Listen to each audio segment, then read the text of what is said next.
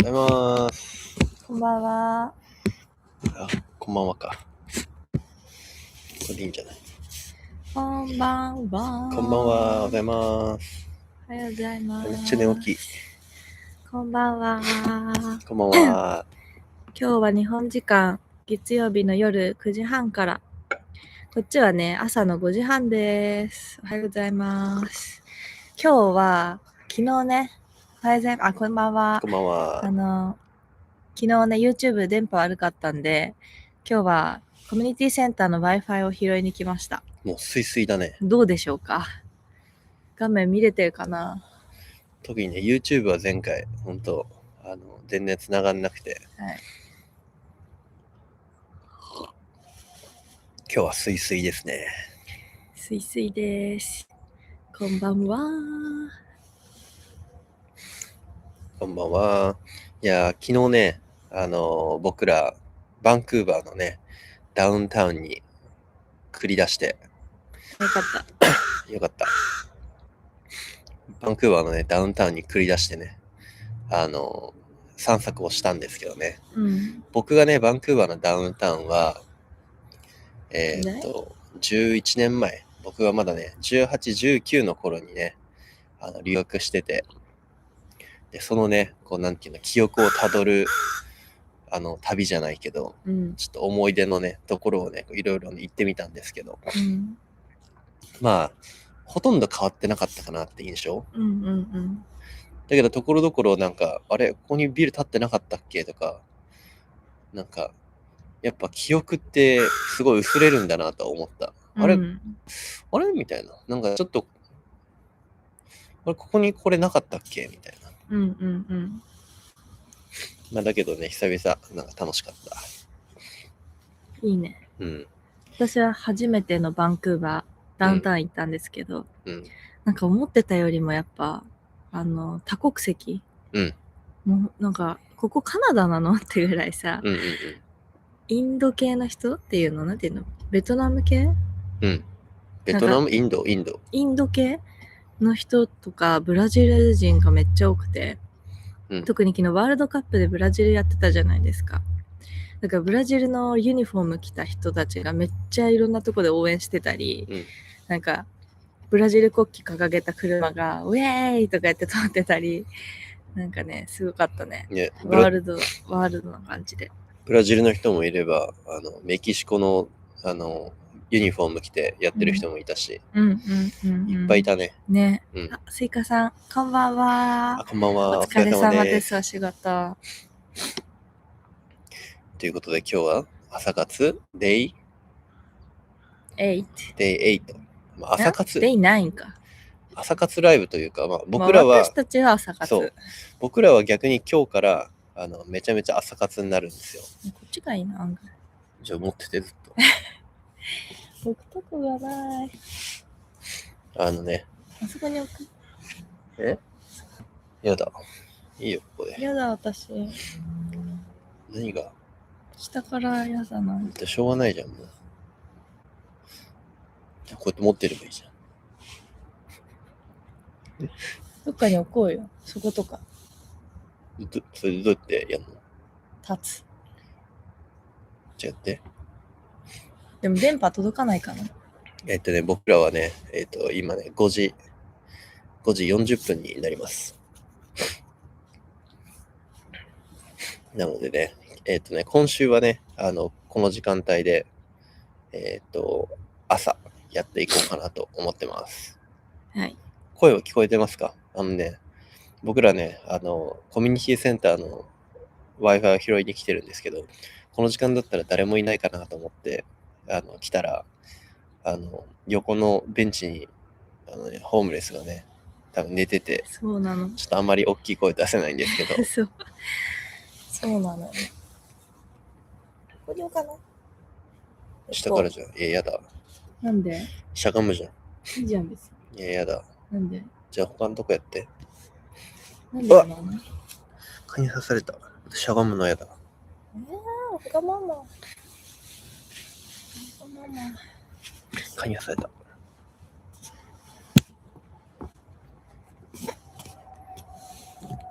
この角度で喋りたい。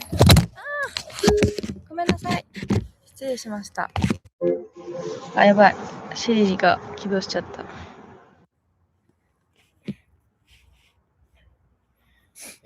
あいいや。今日は何を話していきましょうか。うん。まあ、朝でね、あんまりまだね、脳がね、動いてないんですけど。脳が動いてない。脳が全然動いてません。そうなんですよ。はい。で、そうだ。まあ、昨日のじゃあ、バンクーバーの話すると、バンクーバーって、2010年でしたっけ？バンクーバーオリンピック。確かそうだね。2010年だよね。バンクーバーの冬オリンピックが開催されて、すごいね、開発が進んだんですけど、それより前って、バンクーバーのこのダウンタウンってあるんですけど、そこにはね、薬物中毒者がね、こう溢れてる状態だったらしいんですよ。で、バンクーバーオリンピックを開催するっていうことで、そのホームレスとか、その薬物中毒者をこう隅に追いやったんですよね。だから今でもウエストヘイスティングっていう通りがあるんですけど、ガスタウンっていう有名な観光地があって、その先にそのウエストヘイスティングってあるんですけど、そこはね、もうね、ゾンビタウンなんですよ。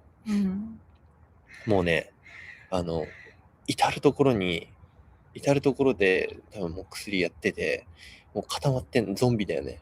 もう。なんか、ちょっとした裏路地とか、なんか、閉まってるお店の入り口とかにも、こんなになってる人たちがいっぱいいて、びっくり。ね。しかも昨日受けたのがさ、なんだっけ、そう。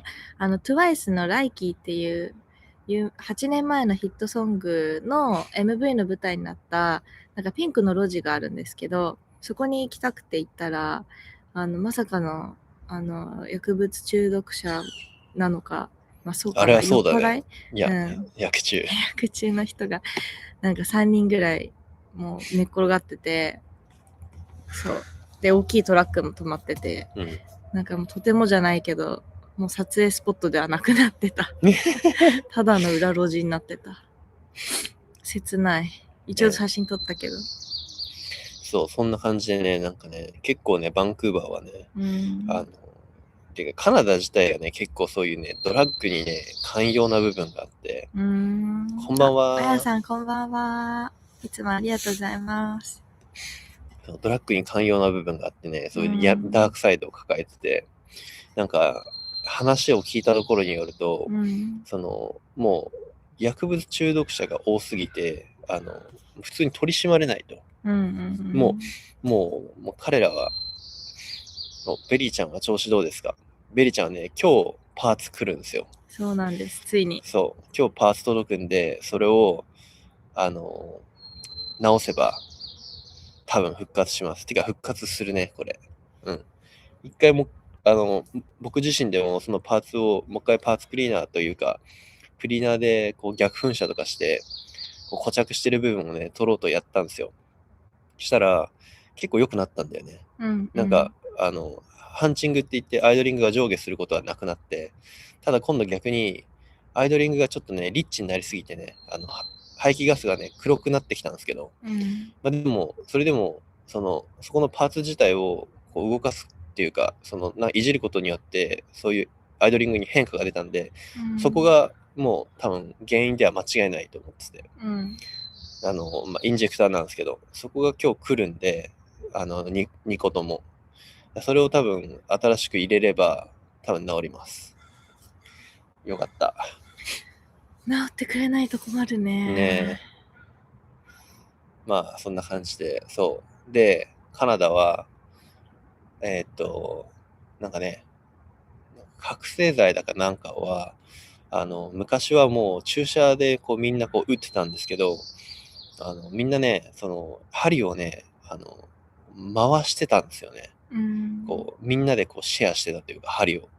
そうすると、やっぱ、疫病が蔓延するじゃないですか。例えば HIV とか、そういうのがね、こう蔓延するのを懸念して、もう政府の方で、この施設だったら、もう打てますよみたいな、そういう方針を取ってるところもあるらしく、なんかそこの施設行って、なんか、こう、もう打てる。でもまあ、綺麗な、そういう注射針とかだから、そういう、なんて言うんだろう、血を介した、そういう病とか、そういうのは、こう、蔓延しない。ただもう、薬物中毒者はもう更生することは多分ないよね。そんな感じのね、バンクーバーの闇というか、そういう方針もね、あって、結構ね、でもね、確かポルトガルもね、そういう感じだった気がした。結構いろんなところでもう、なんていうの、そこまでもうどっぷり薬漬けの人は、もう助からないというか、もう更生できないから、もう行き過ぎちゃって。もう日本のそういうちょっとやって更生するとかそういうレベルじゃなくて、もう多分無理なんだと思う。そういう人たちは逆に、薬を与えることによって落ち着くから、そっちの方が安全だっていう判断なのかもしれない。なるほどね。そう。すごい逆転の発想だよね。そうだね。もう諦めてる。っていうようなね、カナダ、バンクーバーあるんですけどね。闇です、カナダの。ねえ。結構どこでもいるよね、ほんと。いるね。固まってんだよね。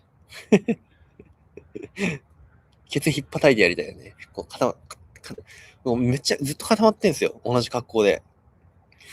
もう、なんていうの。いや、その格好絶対無理、体に負担でしょみたいな、こう前かがみになって、屈伸っていうか、こうなんていうの、前にこうずーってかがんだ状態で、固まってんですよ。もうピクリとも動かないんですよ。それをね、ケツね、こうね、ムチみたいな、パーン引っ張いてやったら、はいって起きるんだよ。ひどい、かわいそう。最近サーフィンはやってないんですかだって。最近やってないんですよね。前回やったのが、いつだ ?2 週間前ぐらい ?2 週間前で、オレゴンで1回入りました。でもあんま波良くなくて、しかもすっごい水冷たいんですよ、オレゴン。カナダより冷たくて。そう。でもほんと入った瞬間に手真っ赤っかになっちゃって。赤かったね。真っ赤っかもう、腫れて。でもね、オレゴンのいいところは、ビーチシャワーが温水なんですよ、まさかの。全部じゃないけどね。全部じゃないんですけど、でもそこのポイントは、もうほんとホット。42、3度ぐらい。いや、暑い時44度ぐらいあったよね。あるある。暑ってなるぐらいの、もう超ホットのシャワーが無料で使えるんで、そのホットシャワーを楽しみにサーフィンして、でもう温泉入った気分だった。ね。サーフィン後。なんかね、ビーチの目の前に、ブリュワリーがあって、そこのブリュワリーが多分ね、無料で提供してるホットシャワーなんですけど、多分ね、オーナーが、多分そのブリュワリーのオーナーが多分サーファーだよね。そうだね。そうだと思う。クリステンソンの板は調子いいですか？だって。めっちゃ調子いいっす。これおすすめっすね。特に、やっぱ、僕ずっとクリステンソン710なんですけど、前まで、9.7 ぐらいの、フィンをね、使ってたんですよ。シングルフィンなんですけど。で、そうするとやっぱターンがちょっと硬いんですよね。その板に対して、フィンがでかかったんで。でそれでずっと、サーフィンしてたんですけど、メキシコからカリフォルニア戻ってきて、で、フィンを新しくしたんですよ。いくつだっけな 8.0 とか 7.5 とかのフィンにしたんですよ。したら、めっちゃ調子いい。本当に調子いい。もうターンも、今まで、ちょっと硬かったのが、すごいスムーズになったし、めっちゃ調子よくなったと思う。そう。うちずっと雨だよ。こんばんは。こんばんは。こんばんは。帽子かわいいね。だって。ありがとうございます。これは手作りなんです、実は。手編みです。ね。クリステンソンいいよね。なんか私でも乗りやすいって思えるぐらい。確かに。乗りやすい。なんかテイクオフがなんか刺さんないけど、スッていくんだよね。押される感覚。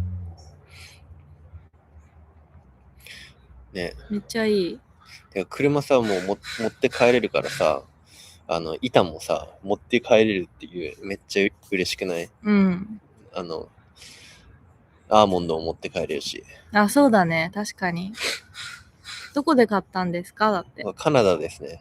カナダにサーフタウンがあって、そこで見つけました。はい、これも結構運命的な出会いだったよね。うん。最初ね、僕、ロングをね、探したんですよ。だけど、ロングやっぱ高いじゃないですか。で、なんか、あんまり、いいのあったけど、なんかちょっと、こう、中古でもいいから、それなりのを探したら、逆にそういうのがないみたいな。うん。それで、じゃあどうしようかなと思って、ショートもあんまり乗る気ないしって思ってたら、そのクリステンソンの、今僕が使ってる板が、新古ですね。一応中古だったんですけど、ほぼ新品、ほぼ本当に、リングとか、そういう傷全くなくて、それで安かったんですよ。今ね、多分クリステンソン、日本で買ったら、多分30万ぐらいいくじゃないですか。そんな高いの？多分28万とか30万近くいくんじゃない？そうなの？うん。物にもよると思うんだけど、こっちで、そのクリステンソン、11万とかだったよね。うん。12万ぐらいかな。11、2万とかで買えて、そう、あれはいい買い物だった。ねえ。うん。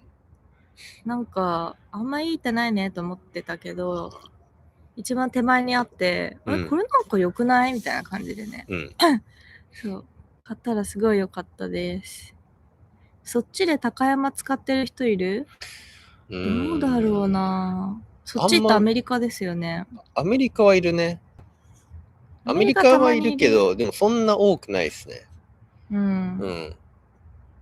やっぱこっちはね、ビングとか。ビング人気だね。やっぱローカルサーファー、ローカルのシェイパーに削ってもらってみたいな人多くない？多い。うん。日本よりサーフショップ多い？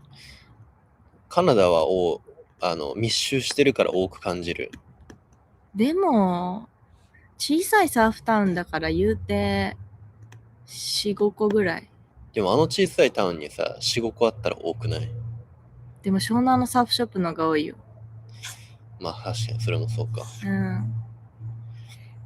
アメリカはなんかどうだろうな。アメリカは多いよ。めちゃめちゃ多い。南カリフォルニアとかさ、そっちの方はすごい多いけど、でもなんか、すっごい多いわけでもなくない？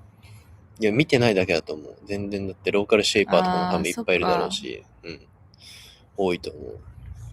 なんか日本だと高山がめっちゃ人気あるよね。高山乗りやすいもんね。いや、いい板、めっちゃいい板だと思う。あ、そうなんだ。超乗りやすい。へえ。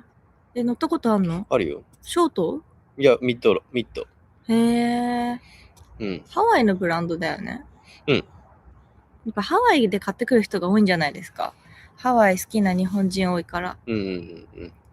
サーフショップにボードはいっぱいある。日本は少ないよね。カナダのサーフショップは結構ボードありました。なんか、いい感じの揃えてるところもあったけど、アメリカは場所による？いや、でもアメリカも、なんだっけ、ジャックスサーフボードとかっていう、チェーン店があるんですけど、そことかはめっちゃボード抱えてるし、やっぱでかいサーフショップはめちゃめちゃサーフボード抱えてますね。でもなんか同じようなブランド多いよね。多いね。やっぱ大体、パルメリック、チャネルアイランズ、シャープアイ、で、ファイヤーワイヤーあって、なんだっけな。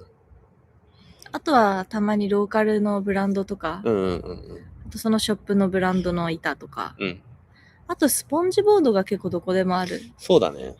スポンジボード多い。だってアメリカの初心者じゃないじゃん。そうなんですよ。アメリカの初心者は初心者じゃない。日本の概念で言うと。この波でさ、突っ込んでいくみたいな。いや、私でもビビってるような、セット胸ぐらいある波で、スポンジボードで、もう適当にパドルして、で、たまたま乗れてみたいな。で、その後思いっきりワイプアウトして、めっちゃキラキラ笑ってるみたいな。もうすごい、メンタルが違う。こっちだと紫スポーツくらい？スポンジは日本でも流行ってるよ。紫スポーツよりはでかくないと思うな。カリフォルニアだけじゃない？いやー、でもあれじゃない？普通に、なんだろう。店舗の大きさとしては、ジャックスって日本でいう村スポみたいな感じじゃない？ああ。なんか位置的に。でも村スポはさ、なんかサーフィン以外もあるじゃん。スポーツ全般。ジャックスだってあるじゃん。あったか。アパレルもあるし、スケボーもあるし、全部あるよ。でもスノボの板とかないじゃん。スノボは確かにないかも。うん。でもなんか似たような感じ。まあ一応サーフショップっていう位置づけでやってる感じ。スポンジは日本でも流行ってるよ。流行ってるんですね。まあスポンジめっちゃ楽しいですよね。ね。私たちもコストコのスポンジボード実家にあるんですけど、めっちゃ楽しくて、たまに持ってってやってました。いや、なんで俺日本にいるときにもうひたすらこだわって、ショートに乗ったのかわかんないもんね。大戸屋とか食べたくならないで死ぬほど食べたくなります。なんか友達とかたまにストーリーで大戸屋あげてたりすると、食べたいってなる。小鉢とかがいっぱいあるじゃないですか。それが食べたい。ね、そこに置きたい一回。移動します。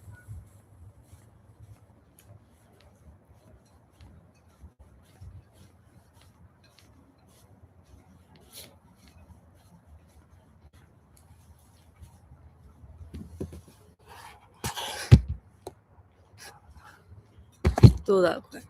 危ないか。あっちの方がいいな。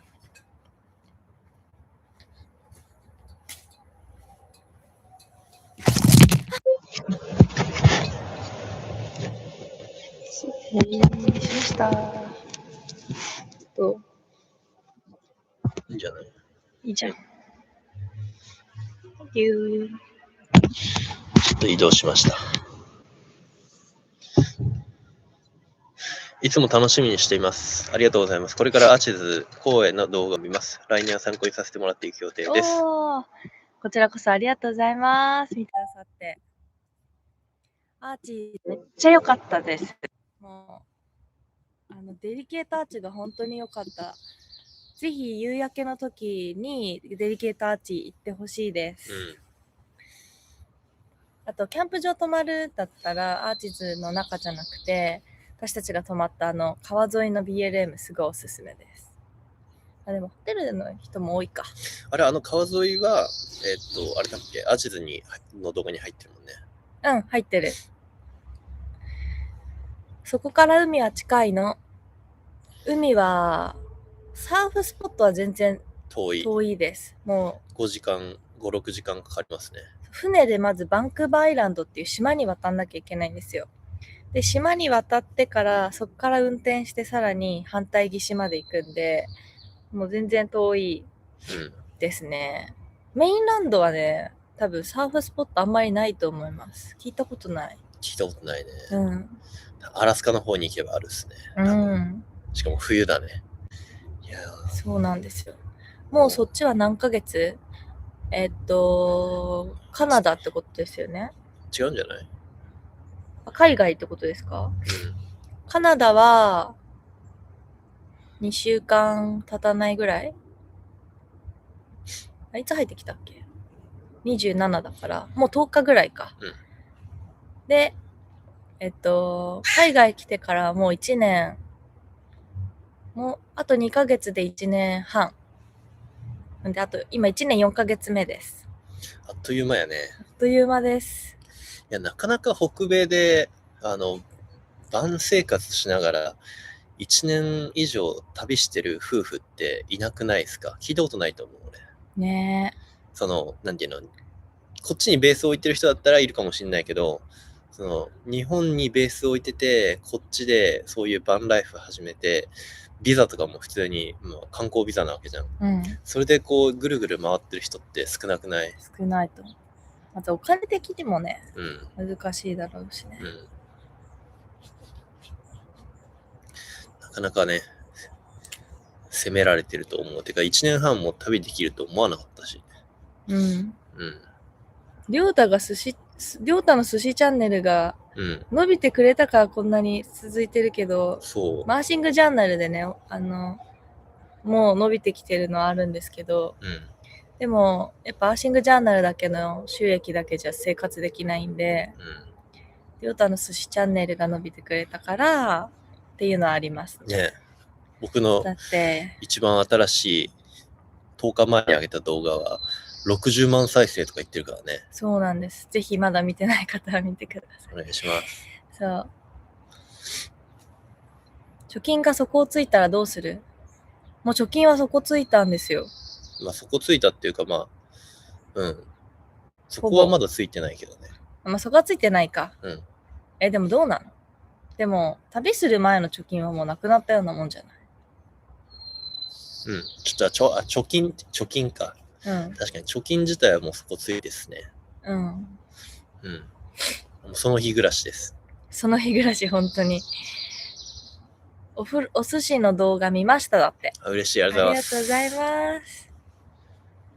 結構ね、評判で。ねえ。嬉しい。嬉しいね。うん。お寿司食べたい。お寿司ね、やっぱ、てかやっぱ海外のお寿司ブームがすごいなって感じます。ああ、そうだね。こっちに来て。節約してるの？してますよ。もちろんですよ。もちろんですよ。しないとやっていけないですね。めちゃくちゃ節約してます。毎日ほぼパスタ、米と、なんだ、醤油と海苔と米みたいな日もあるし、うん。あと、米と味噌汁だけとかもあるし、うんお茶漬けとか、米とパスタとパンケーキ、炭水化物メインで生きてます。お寿司動画見てますよ。みんなの笑顔が素敵だって。嬉しい、ありがとうございます。ありがとうございます。いや、このね、お寿司動画は、すごいみんな、こう、ウィンウィンなんだよね。うん。こう、なんていうの、僕も、僕らもお寿司をああやって握ることによって、こうじゃあ2、3日そこに住まわしてもらうっていうか、まあ、ベッド借りて、こう住まわしてもらったり、ご飯連れてってもらったりね、そういう感じで、僕らもすごいいい恩恵を受けてる。で、彼らも、こう、プライベート寿司、日本からむしろ職人が来て、寿司を直々に握ってくれるっていう、普段では絶対経験できないことを、してるから、彼らもハッピー。で、こっちで。ごめん。で、動画をね、見てくださってるね、こう皆さんもね、結構評判で、いや、面白いとかね、日本の寿司がこうやって海外に広まってるの見てるのは、すごい気持ちがいいってね、言ってくれたりして、こうね、なんか誰も不快な気持ちにならない、こう、気持ちいいね、動画とかね、なってるんでね、すごいね、やってて楽しいんですよね。だって、現地でプライベート寿司会やるってなったら、多分、何十万とかいくよね。30万は平気でいくと思う。でも、釣りを連れてってもらったら、もう無償で握りますっていうエクスチェンジなんで、そう、だから、あっちとしてもいい機会だよね。寿司が好きだったら、余計に。でもね、面白いことにやっぱ、アメリカって移民の国じゃないですか。白人の人はね、一回も連絡来てないですね。一回も？来てない。あ、来てる。来てるけど結局やれてないんだ。でもね、大体、やっぱ移民の国なんで、やっぱ、フィリピンとか、そういうアジア系の移民の人が、連絡してくる方が圧倒的に多いですね。トモスポーツさん、はじめまして。はじめまして。ありがとうございます。そうだね。フィリピン人とか人気だよね。そう、結構毎回フィリピンとかね、多かったし。確かに。やっぱフィリピンの人って生魚じゃないのか生魚ではないと思う。でも魚を食べる文化がうんやっぱあるから、お寿司好きな人も多いよね。うんうんうんうん。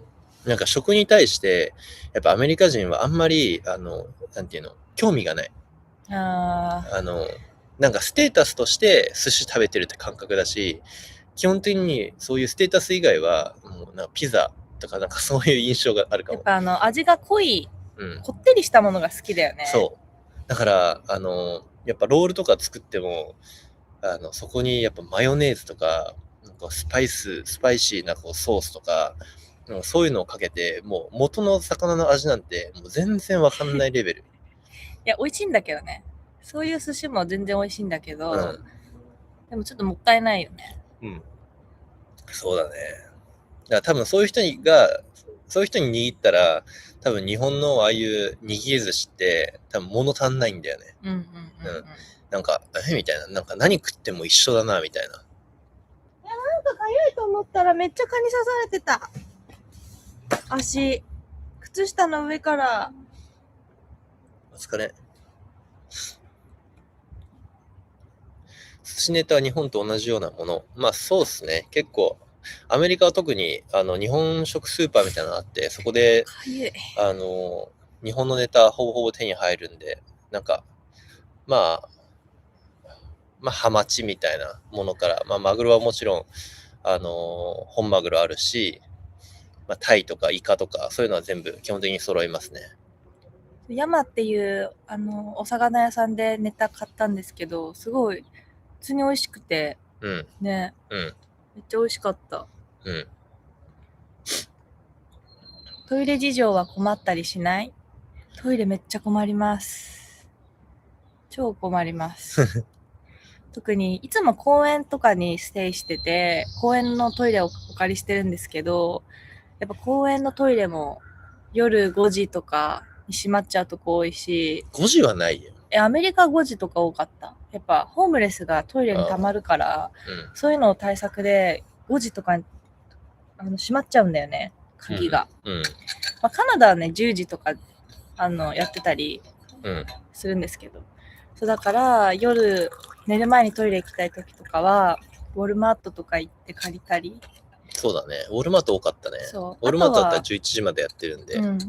でカリフォルニアは私たち州立公園の年パス持ってるので、その年パスでだいたい10時とかまで入れるんですよね。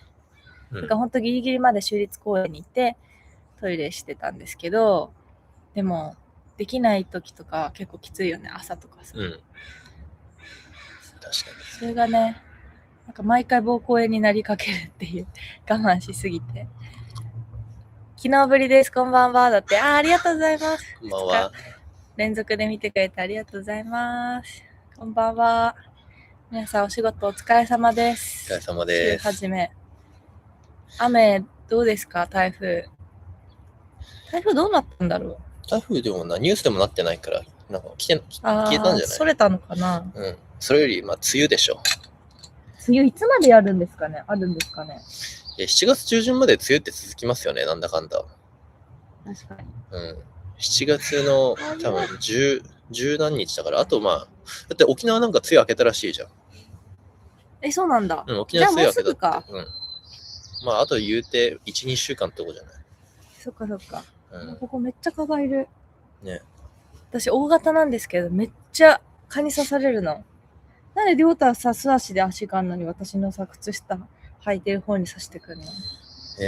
俺両足刺されたんだけど。丁寧に質問に答えてくれてありがとう。こちらこそ質問ありがとうございます。嬉しいです。質問お願いします。皆さん今何してるんですか？ご飯食べてゆっくりしてるんですかね？やっぱ夜の方が見てくれる人なんかいるかもしれないね。トモスポーツさん。いつもは楽しく拝見してます。マテ初心者ですが、おすすめはありますか？マテ茶。皆さんマテ茶知ってますか？僕がね、いつも飲んでる。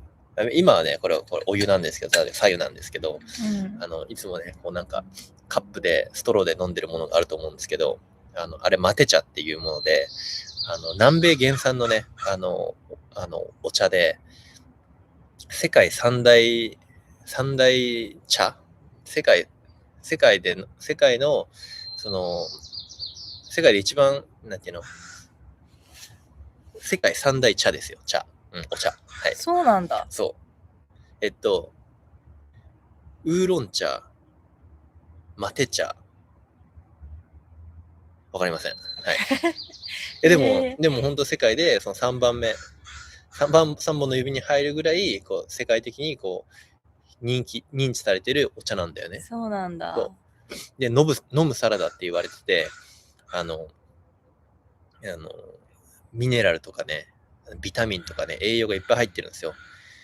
アルゼンチンとかそういうウルグアイとか、その辺からね、発祥なんですけど、一回答えてあげた。おすすめありますかって聞いて。おすすめ。アマゾンで買ってたやつがいいじゃん。お茶日本で。お茶じゃない？お茶っ葉だよね。お茶っ葉だったら、そうだね。グワ焼きっていうアマゾンで買える、赤と青の、パックがあるんですよ。赤か青。で、赤は、茎も入ってるんで、ちょっとね、渋めなんですよ。で、青は葉っぱだけなんですよ。ちょっとマイルドなんですよ。多分、マイルドな青からね、飲むことをお勧めします。はい。結構ね、茎とか入ってくるとね、苦味とか結構ガツンとくるんで、慣れないと最初はきついかもしれないですね。慣れてくると、だんだんちょっとパンチが足りないなっていうことで、そういう濃いめをね、好みがちになると思うんですけど、結構好きですね、あれは。いや、そんな高くないし、確かね、1400円だか1600円ぐらいでね、1パック買えるんで、送料とかかかるとあれなんで、あれですけど。で、カップもさ、都内で買ったんだよね。そう。都内だったら、表参道に、フェデリコ・マテっていう、もう超、マテ大好き人間がいて、そこで全部一式揃えられるんで、しかもそこでも、マテ茶、茶葉売ってるんで、おすすめですね。なんかいろんなの売ってて、多分ね、その、店の奥がカフェみたいになってて、そこでマテ茶とかも飲めるんで、多分ね、いろんな、こう、マテ茶試飲して、いいの選ぶとかもできると思うんで、おすすめです。何の話したんだっけ？マテ茶。来週末、セドナに行きます。YouTube とても参考になります。ありがとうございます。だって。嬉しい。ありがとうございます。来週末、いいですね。楽しみですね。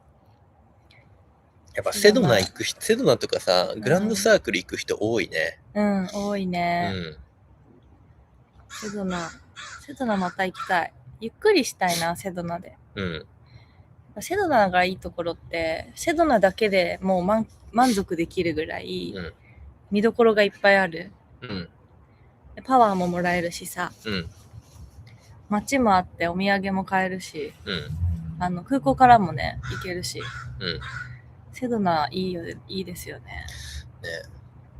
いや、嬉しいね。なんか今までずっと僕らサーフィン中心の配信をしてきて、やっぱサーファーの人も、こう、なんていうの、今年の夏カリフォルニア行きますっていう人もいるけど、でもやっぱ内陸トリップの YouTube を上げて、見てくれて、フォローしてくれてる方は結構行く人多いよね。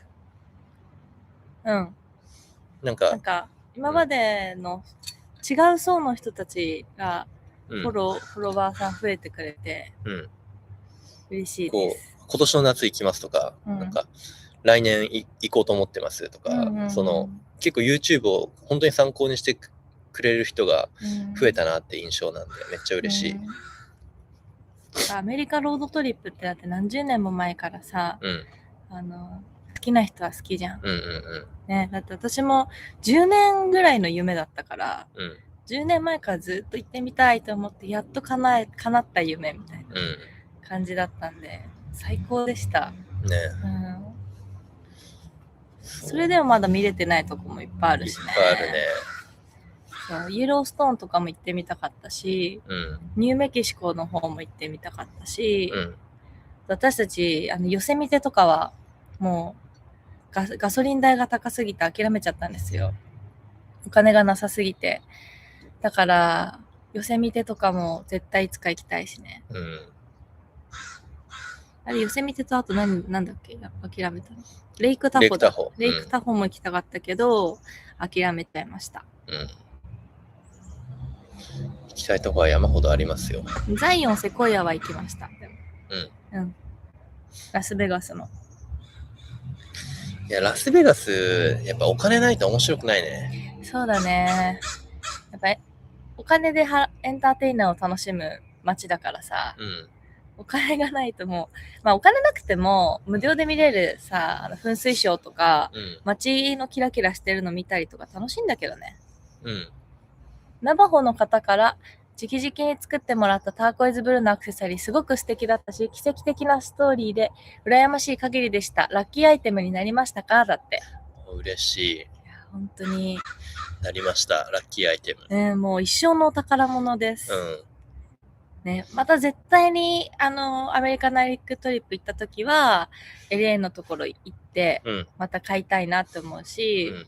また普通に会いたいなって思ってます。いやさ、次回行くときはさ、うんしっかりさ、お金も貯めて持ってってさ、うんこう自分たちが、なんかこう、なんていうの、転売っていう言い方するとなんか変だけどさ、こう自分たちそこで買ったのをさ、なんかショップとかで売ったりもしたいよね。そうだね、フォロワーさんに、うん。LA に聞いてみて、うん。フォロワーさんにプレゼントというか、売ったりすることもできるみたいな感じでね。うん。で、LA に何%バックとかできたらいいよね。来週末セドナに行きます。デビルズブリッジ行くの楽しみにしていますだって。いいですね。いいっすね。楽しんできてください。来週末、なんか今月行く人多いね。なんか。うん、多い。うん夏多い。今月すごい多いね。あ、そうだね。夏休みか。夏休みだね。夏休み前。お盆休みは8月だでも意外とあれですよ。僕ら真夏は行ってないからあれなんですけど、多分真夏ってグランドサークルめっちゃめちゃ暑いんですよ。うん。だから僕らの行った、4月、5月はもうね、暑くなってきてるんで、うん。4月とか、3月4月がもしかしたらグランドサークルおすすめかもしれないですね。まあでも、朝一とか夕方とか行くんだったら全然問題ないいや、と思いますけど。結構真夏はだからもう暑すぎて。でも行くって言ってるからさ。うん写真はどうやって撮りますか？写真は、デビルズブリッジですよね。ブリッジの前に結構広い広間みたいなとこがあって、ちょっと段差になっててみんな座ってる感じ。朝一だったら人そんないないと思うんですけど、そこからこう撮るか、もしくはブリッジにこう行く途中のここのカーブのところから撮ると、ブリッジの下の景色もちょっと映って、奥の景色も映って、なんか奥行き感が出るのでおすすめです。うん。楽しんできてください。デビルズブリッジね、地味に長いんですよ。往復8、9キロぐらいあって、8.7 キロだったかな、確か。うん。でも4区だったら途中まで4区で行けるのですごい簡単なんだけど、歩くと結構距離あるので、お水はめっちゃ多めに持ってった方がいいと思います。日陰がね、途中あんまりないので。うん。うん。確かに買いたいです、だって。ですよね。うんなんか、行けないけど欲しいって人多いだろうから、今度行った時、LA に相談してみます。ねえ。うん。だから、そうだね。いいね、いいね。うん。ありがとうございます。ぜひ撮ります。だって。楽しんできてください。デビルズブリッジ。あそこはいいよね。うん。意外にね、上に立つと幅があって、思ってたより怖くないですよ。横から見るとすごいね、確かに。大丈夫ってなるんだけど、うん。いざ上に立つと結構幅があってね、うん全然大丈夫じゃんってなる。うんうんうん。あとは、私たち行かなかったんですけど、夏はね、スライドロック州立公園っていうのがセドナのちょっと北にあるんですよ。そこすごい人気らしくて、川で遊べるみたいで、すごい、私夏だったら絶対行くと思います。でも、もしかしたらこの間山火事で、ちょうどその辺がもろ火事の影響あるかもしれないから、もしかしたら閉鎖してるかもしれないけど、そこは調べてみてください。でも、暑い日中とかすごいいいと思う。川遊び。気持ちよさそう。ね。私たち行った時はね、なんだかんだ寒くて、水に浸かるには。だから行けなかったけどね。めっちゃ蚊に刺される。なんかいないでしょ。いない。嘘。いないよ。足の甲にもう2箇所でっかいの刺された。足の甲って辛くない？ない。そんな感じです。いやー、でもすごい、ほんといい経験をしたよね。はい。ナバホの方から。ねえ。ナバホジュエリー、あれはすごい経験だったね。なんか、あそこの通り、ナバホ族の出店がいっぱいあるんですよ。で、ありすぎて、でも一個一個止まってらんないから、ある程度 Google の口コミを見て、ここに行こうって決めて、そこを見てったんですけど、やっぱり、まあ、ちゃんと営業時間通りに営業してるお店ってほぼないんで、空いてなかったりとかがほとんどで、で空いてても、やっぱりターコイズジュエリーとかは、そんな、なんていうの、置いてないお店が多くて。そう、シルバーアクセサリー置いてるとこほとんどなかったよね。なかった。大体あるのは、ドリームキャッチャーとか、あとは、なんだ。あとなんかビーズのネックレスとか、普通に、シダの実とかで作ったブレスレットとか、あとなんか、チャームがついてるネックレスとか、そういうストーンを使ったジュエリーってあんまり置いてなくて、で、まあそういうとこでもお買い物したんですけど、でもやっぱターコイズが欲しかったから、いろいろ見てたら、最後エレーンさんのとこにたどり着いて、もう理想としてたジュエリーがずらーって並んでてね。あれは、あそこマジですごかった。そう。これも欲しい、これも欲しいってなっちゃって。しかも気さくだったしね、エレーンが。そう、すっごいいい人なんですよ。めちゃくちゃフレンドリーで。もう笑顔も素敵だし。そうめちゃくちゃ素敵な人で。ね、一個一個本当に手作りで作ってるんで。もうね、本当そういう人から買いたかったからめちゃくちゃ嬉しかった。あれもGoogle で見つけたの？Google で見つけた。でも Google マップの口コミも、なんか2個ぐらいしかついてなかったの。でも、その2個の口コミが良くて、なんか写真も載ってて、で、その写真を見て、こういうジュエリーが良かったんだよねと思って、行ったら、本当にもう超理想的な、可愛いのがいっぱいあって、で、エリエも素敵な人だし、で、お値段も、もう、全然その、なんか、ちゃんとしたセレクトショップとかで買うよりも、すごいお手頃な価格で、良心的な価格で。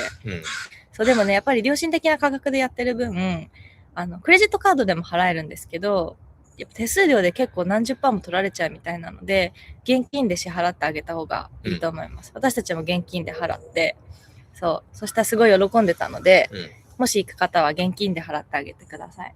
はい。太陽が出てきた。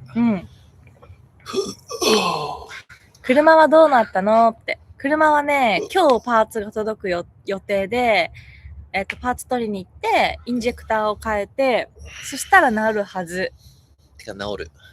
でも前回治るって言い切ってて治んなかったじゃん。でも、だって今回はもう一回いじってさ、それでもう変化があるから、あれいじれば治る。そうなんです。治るそうです。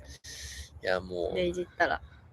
メカニックになれるんじゃないかぐらい、もう、ベリーちゃんのことに関してはね、詳しくなってて、車関係は、あれだな、チャット GPT がめちゃめちゃ、チャット GPT とか、そういう AI はめっちゃ使えるっすね。やっぱネットに出てる情報をかき集めて、それでこう、まとめて出してくれるんで、こう、今こういう症状が起きてるみたいなっていうのを相談すると、じゃあここが悪いとかあそこが悪いみたいな感じで教えてくれるんで、うんうんうん。めっちゃいいですね。うん。うん。そうだから、やっぱね、メカニック持ってくと高いんですよ。めちゃめちゃ。レイバーって、工賃、1時間でいくらみたいな感じで、基本料金を請求されるんで、前持ってった時も、1時間経たないぐらいの整備で、1万5千円ぐらいね、取られたんですよ。だから、できる限りメカニックにやっぱ持っていきたくなくて。で、自分でこう自力でやってたら、こう、問題をね、2つ発見して、で、1個の方はもう、パーツ、交換して直して、で、今ね、もう1個の方もね、交換してるんですけど、ね、なんか、意外と自分でできちゃうなと思って。まあ、もちろん工具がないとできない、修理とかもあるんで、そういうのはね、もうお願いするしかないんですけど、できる限りね、自分でやるようにしてて、なんか、この1年3ヶ月ぐらいでね、だんだんね、こう、車に関して詳しくなってって、なんか自分でも、なんか嬉しいわ。うん。いつも気づいたらもうずーっとやってんの、車。そう。やっぱオイル交換とかそういうのも自分でやりたいし、いや、なんか自分でやってる方が気持ちいいんだよね。うん。こう、なんか、オイルとかもさ、うわ、こんな汚かったのに、汚かったな、みたいな。新しいオイル入れて、こうなんか、プラシーボ効果みたいなので、ね、オイル交換するとエンジンが調子良くなったってこう感じるんだけど、でもやっぱなんか実際に調子良くなってる気もするしさ。うんうんうん。そう。自分でやってるからこそなんかなおさらわかるから、いいんだよ。うん。ビリーちゃん、日本でもね、走ってもらわないと困っちゃうんで、うん。今のうちに、ちゃんとメンテナンスして。うん。なんかね、日本でやっぱ修理すると、パーツを輸入するのにかなりお金がかかるし、うん。修理代もなんかこっちでやった方が安く済むよって日本のメカニックスの人に教えてもらったので、こっちでね、できる限り修理していこうかなって思ってます。お二人のライフスタイル憧れます。だって。ありがとうございます。車いじると楽しくなりますよね。だって。いや、めっちゃ楽しいっすね。いや、なんか、しかもいじればいじるほど、車ってそんな、なんていうの、難しくないんだなというか、こう今の現代の車って、多分もうコンピューターとかめっちゃ詰まってて、多分もう開けたらもうわけわかんないんだけど、僕らのは特に88年製なので、めっちゃシンプルなんですよ。構造というか。だから、なるほどね、ここが、パーツここ壊れてんだったら、ここ交換すればいいやっていう感じで、こう、なんていうの、そう。だから、すごい簡単、ある意味。楽しい、めちゃめちゃ。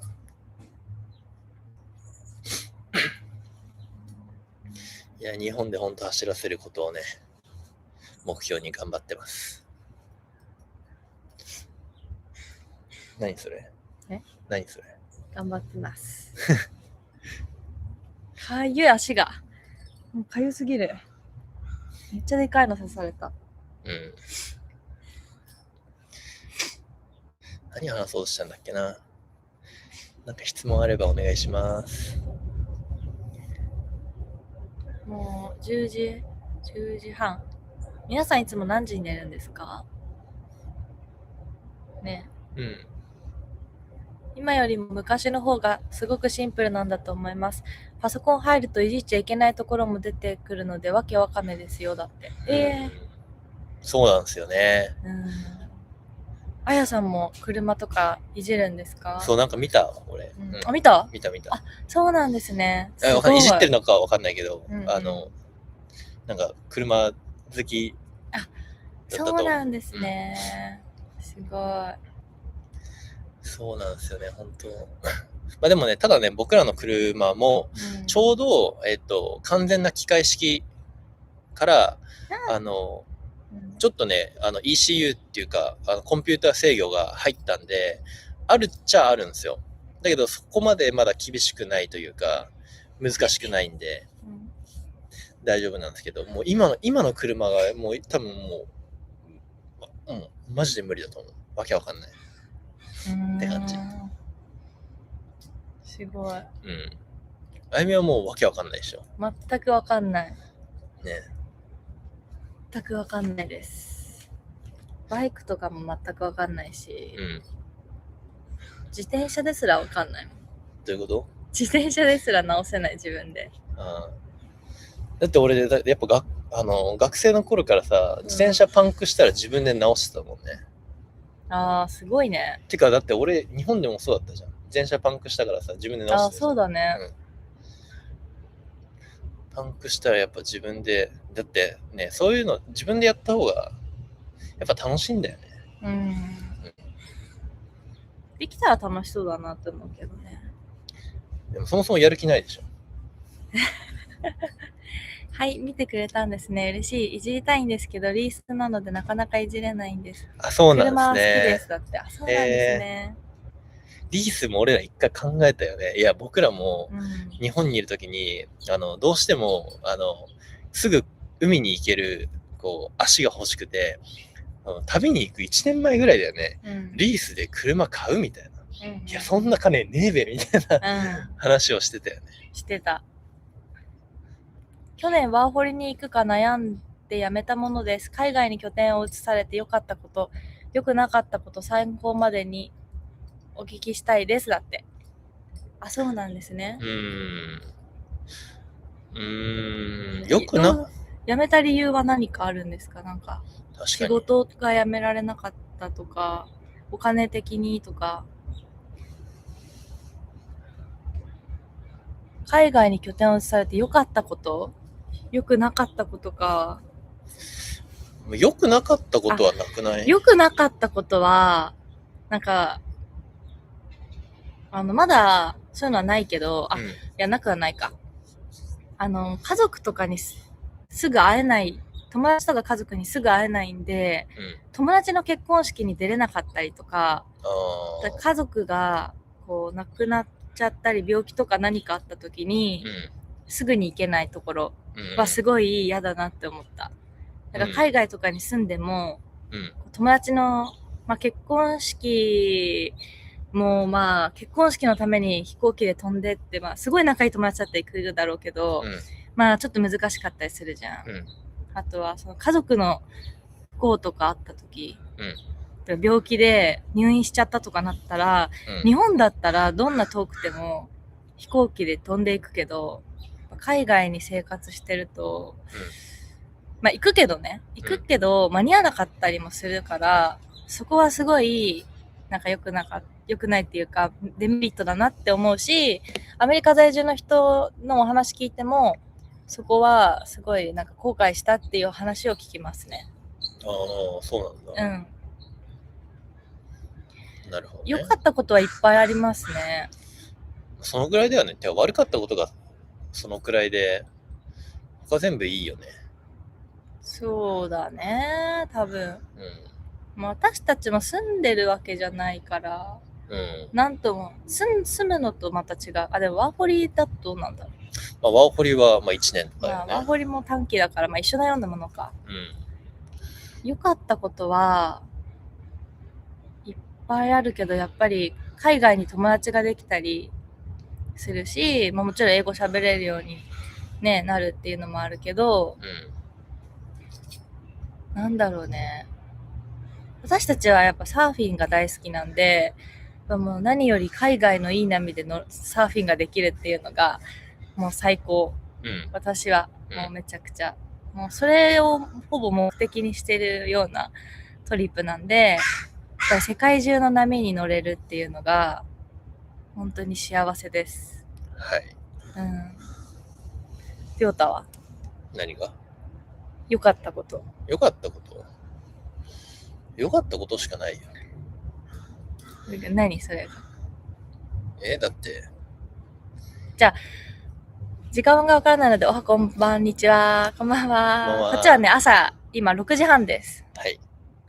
仕事のキャリアと天秤にかけて辞めるタイミングを逃しました。お仕事の、それありますよね。やっぱ日本で積み上げてきたキャリアを、ここで手放していって、で、それでね、失敗というか、後悔するかもしれないとかって考えると、やっぱ勇気がいりますよね。そのね、頑張ってきた仕事辞めるっていうのは。世界中の波に乗りに行く、とても素敵です。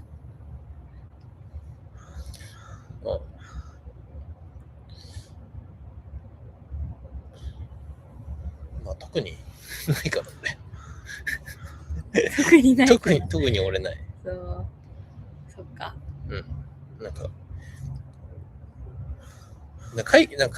僕の場合、海外に行くことをいい悪いで決めて、損得で決めてないというか、普通に行きたいから行くだけですね、僕の場合。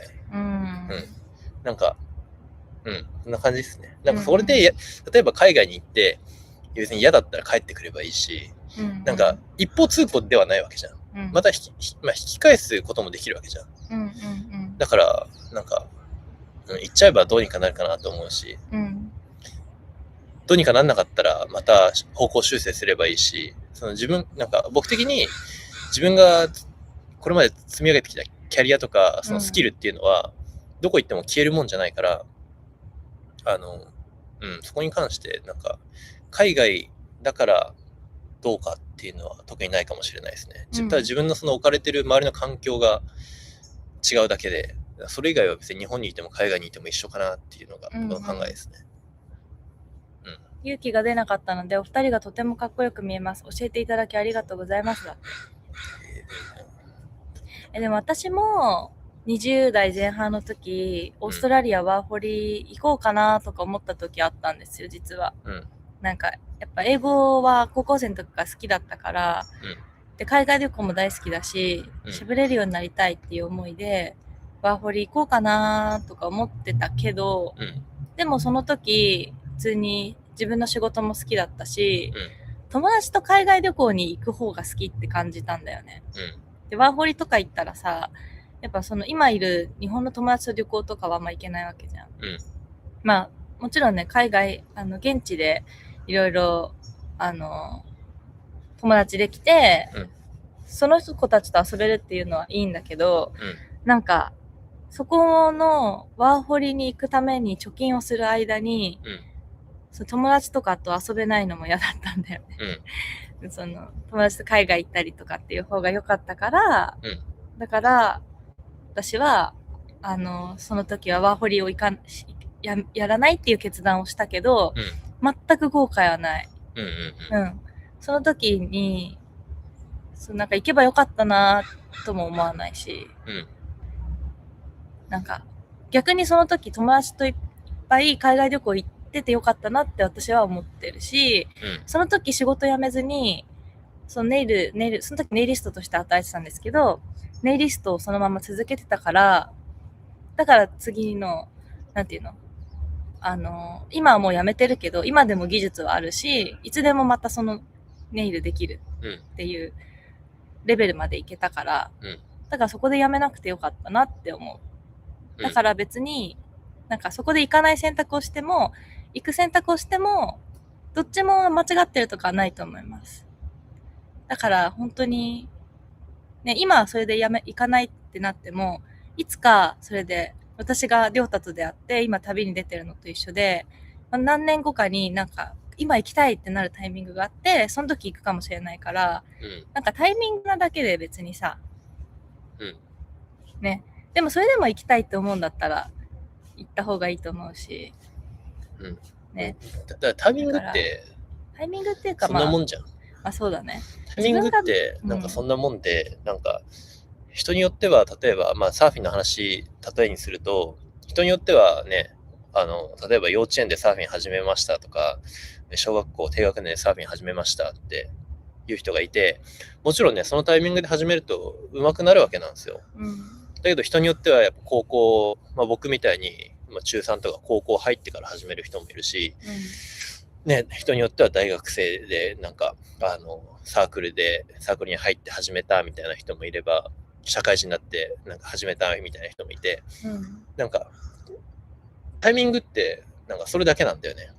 別に早いからいいとか、なんか遅いからダメみたいなのなくて、そのタイミングが自分のタイミングなわけで、うんうんうん、なんかそれをなんかもはや同行することもできない。うん、だから、なんかそれに抗う必要もないというか、なんか今はその日本にとどまる決断をしたっていうのは全然もうそれはそれでもう間違いないし、いつかそれがまた行きたいなって思ったら行ったのがその自分のタイミングなわけで、なんかそう思う、そこをなんか思う必要もないよね。でも悩んでて、今そうやってコメントをしてくれたってことは、でもやっぱり行きたいっていう気持ちが強いのかもしれないから、それだったら今行くのがタイミングかもしれないよね。まあタイミングっていうか。でもとどまる決断をしたんでしょ。でもそれでもやっぱりまだ迷ってるというか、って言ってコメントをしてくれるわけじゃん。でそれぐらい行きたいんだったら、行ってみてもいいと思う。ます。まあ失敗はないからね。どっちの選択をしても、そう人生は進んでいくもんでみたいな。だからもし、私が今後悔はしてないけど、もしあの時ワーホリに行ってても後悔はしてなかったかもしれない。なんかそれはそれで新しい友達ができたり、なんかね英語を喋れて違う仕事についてるかもしれなかったし、結局ねどっちの道を取っても楽しんでるんじゃないかなって思う。で楽しめばいいんだよね。そうだね。でもね勇気いりますよね、仕事辞めるって。なんか今辞めるべきなのか、それとももうちょっと頑張るべきなのかってさ、やっぱ悩むと思うんだよね。確かに、だって中途半端なとこで辞めてさ、中途半端で戻ってきて、まあそこから一から頑張ればいいけど、でもその時続けておいてから辞めた方が良かったなみたいな場合もあるかもしれないしね。りょうとだってさ、日本に帰ってきて寿司職人を6年やってた間は、全然サーフィンもやってないし、もう寿司に集中する6年みたいな感じでやってたんじゃん。私と出会ってからサーフィンさ、たまに行ってたけど、でもそれまではほぼサーフィンずっとしてなかったみたいな時だのもあったから、だから、まあ、仕事に集中する時期とかさ、ここ遊ぶ時期とかさ、そういうのは人それぞれあるからね。私も34歳の時にアメリカ本土の48周を車で回りました。だってすごい。なので懐かしく拝見しています。東海岸のフロリダもサーフィンできるのでいいですよ。ぜひ全州制覇してください。だって。すごい。48周。48周車で回ったってすごいね。内陸の方も行きたいよね。内陸の方はさ、俺さ、ストームウォッチングしたいんだよね。怖い。ハリケーンがさ、渦巻いてんのをさ、こう追っかけられる人がいるわけよ。怖いんだけど、やだ。巻き込まれたりしないの？だからちゃんと、今もう、なんていうの、雨雲レーダーじゃないけどさ、そういうのがしっかりしてるから、どっちの方向に進むって分かってるから、ほぼほぼ大丈夫なんだけど、まあ、巻き込まれたら、まあ、死ぬよね。怖い。フロリダ、なんか東海岸行ったことないんですよね。だからすごい行ってみたいです。ニューヨークとかも行ってみたいし、フロリダって寒いのかな？サーフィン。いや、寒くない。フロリダってあれか。めっちゃ暑い。フロリダか。フロリダだったらディズニーに絶対行きたい。フロリダはだからケリー・スレーターの出身で。そっか。フロリダのディズニー行きたい、私は。悩んでましたが、その人のタイミング楽しめばいいがとても心に響きました。ありがとうございました。好きな旅にされてください。だって。こちらこそコメント、応援ありがとうございます。初海外はバイロンベイの波に乗りたくて、一人で行きました。ジェスチャースキル爆上がりでした。わかる。いいね、僕もね、初海外はね、高2の頃にハワイに行ったんですけど、やっぱジェスチャーなんですよね。でもジェスチャーで伝わるじゃん。未だにジェスチャー、私。ジェスチャーで伝わるから、なんかもうそれでいいんだよね。それでいいと思う。もう笑顔とジェスチャーで、全然コミュニケーションできる。ね。あと単語。だってさ、日本に来てるさ、海外の人もさ、なんかちょっと日本語の単語知っててさ、笑顔でさ、こうジェスチャーで言ってくれたらさ、もうめっちゃ嬉しくない？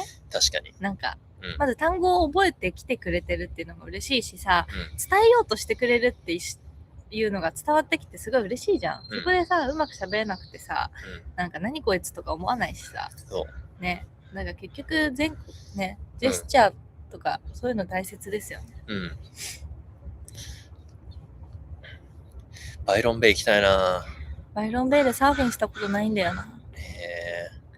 一回行ったんですけど、なんだっけ、サイクロンモンスーン、違う、サイクロン。なんかでも、海入れない状態で、ビーチでチルして終わった。オーストラリアでサーフィンしたいなねオーストラリア行きたい。ねえ、行きたい。行きたいとこいっぱい。で、毎回話してるけど。ね皆さん今どっかなんか行きたいとことかってあるんですか？アメリカじゃなくて、なんか、ここに行きたいとか、ここに行くのが夢だ。ああ、この波に乗るのが夢だとか、ここの絶景を見るのが夢だとか。なんか、ここを目標に頑張ってるみたいなのありますか？確かに。やっぱ目標持つことってさ、めちゃめちゃ大切だと思うんだよね。なんか、モチベーションとかって、その目標にどれだけ自分が行きたいかによってさ、スコーピオンベイだって。スコーピオンベイ。スコーピオンベイ。いいですね。スコーピオンベイ、まあ行ける、全然もう余裕で行けると思うんで。行く予定立ててるんですか？私たちもいつかツアーをしようと思ってるので。ね。なんか、もし一人だと不安みたいな、あれば、一緒に行きましょう。まあ、いつになるかわかんないけど。ね。できるだけ早くしたいね。確かに。スコーピオンベイ確かにね。バハめっちゃいい。いつも言うけど。バハは本当に良かった。サーフィン天国ですよ。だってあんなに波いいのに、あんな人いないスポット世界でなんかそんなないんじゃないってぐらいさ、人少ないじゃん。人少ないね。まあ、スコーピオンベイはね、やっぱ人気のポイントだからいるんですけど、毎年来てる人とか多いし。でも、それ以外のシークレットスポットとかもいっぱいあって、もう全然ほぼずっと貸し切りとかあるんだよね。で、クジラがさ、親子で泳いでたりとか、ウミガメの赤ちゃんいたりとか、ロバがね、野生のロバが歩いてきたりとか、もうあんな大自然で、なんか人間が隔離された世界あるんだ、この世にみたいなね。めっちゃ良かった。行きたいね。で、りょうたがここに行ってみたいみたいなスポットあるの？タヒチ。タヒチ。子供が生まれてなかなかサーフィン行けてないんですが、いつか子供とサーフィン行くのが夢ですだって。いいですね。確かにお子さんいるとね、難しいですよね。やっぱ。でもやっぱさ、サーファーのさ、親のさ、結構夢じゃないみんな。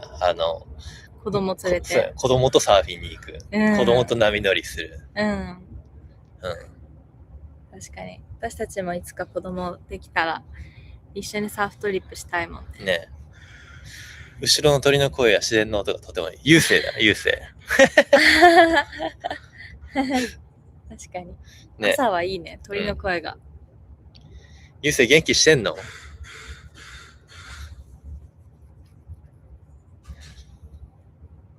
そうだ、そうだ。優勢さ、ちょっと、将来的に、やりたいことあるから、また連絡します。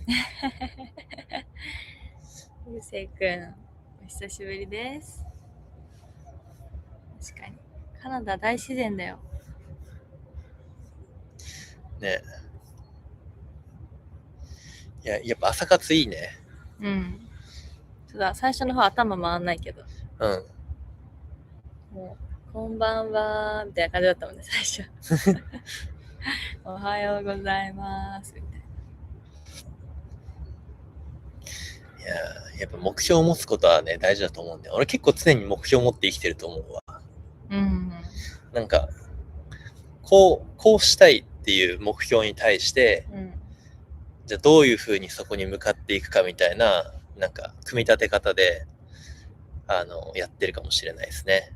結構俺そういう生き方かもしれない。今は今俺の目標、だからあれ、ノーマって知ってますみんな。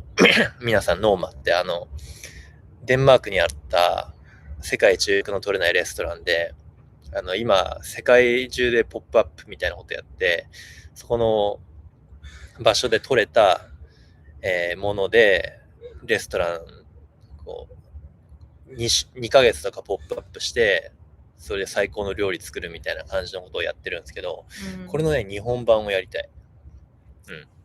いろんな世界各国行って、そこで取れる魚とか、そこで取れる果物とか野菜とか、そういうのをいかにこう日本風に仕上げて、日本風って言ったらいかに素材の味を残してそれを消化させるかみたいなところが あると思うんですけど、それを世界各国で日本のトップシェフ連れてってやりたい。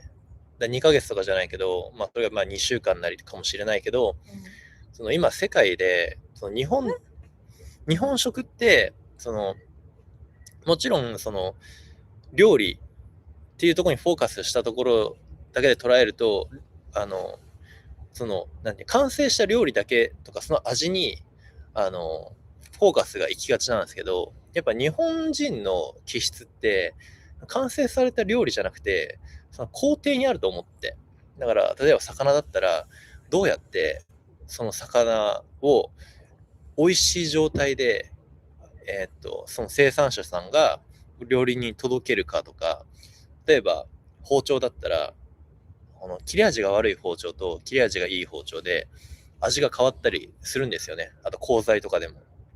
そういう細かい本当にことに対してのなんていうの、フォーカスすることがやっぱ日本人得意なんですよね。だそれが味だったり、いろんなことに対して本当にもう世界ではありえないぐらい細かいことまで気を使ってるのが日本人の気質で、ここが多分世界で一番評価されてるところなんだよね。だからもちろん寿司ってなったらもうなんか寿司だけど、そうじゃなくて食材を取る段階から、この食材をどうやったら美味しく保存することができるのか、どうやったら美味しく調理することができるのかみたいな、そういう全部を見せられるようなポップアップというかイベントを世界各国でやりたいなって感じ。そのためにさっきゆうせいね、あれだから講演会っていうかなんていうんですか、プレゼンとかもしようと思ってるから、ゆうせいくんには英語担当でお願いします。そこなんだよ、俺が言いたいのは。そう。英語担当とは英語でプレゼンってこと？ゆうせいはもうプレゼンの神だから。そっか。天才だから。でもりょうたも英語喋れんじゃん。いやだけどやっぱプロはプロに任せた方がいい。俺もやるけどね。そうだからもちろんゆうせいくんがほらスタンプしてくれる。こう取れた段階から、一つの皿の料理にするっていうのももちろんお客さんを呼ぶっていう意味で大切なんだけど、それとは別でこうテッドトークじゃないけど、そういう感じで日本人がフォーカスしてるところ、もっと勉強にフォーカスしたところ、専門的な部分、そういうのをもっと海外で発信していきたい、って思ってる。そこが僕の夢ですね、今のところ。素晴らしい。いや、ありえないもん、日本人のこの気質。絶対ありえない。朝ごはんはもう食べましたか？まだでーす。食べてないです。今日の朝ごはんはバナナパンケーキ。バナナパンケーキだね。バナナパンケーキとコーヒー。バナナでももう黄色かったっけ？黄色くなってきたぐらい。真緑の買っちゃったんですよね。っていうのがね、俺の夢ですね。あやみの夢はなんかいろいろあるよね。で仕事で言うと、うん。私も日本帰ったら自分のブランドを立ち上げようと思ってて、このサーフィン女子のためのブランド。てかもうビジネスでやるんじゃなくて、うんもうなんか趣味の一環としてやりたくて、うんもうほんとちっちゃい小規模ビジネスでいいんだよね。もうなんか欲しい人に手に届けばいいかなって思ってるんで、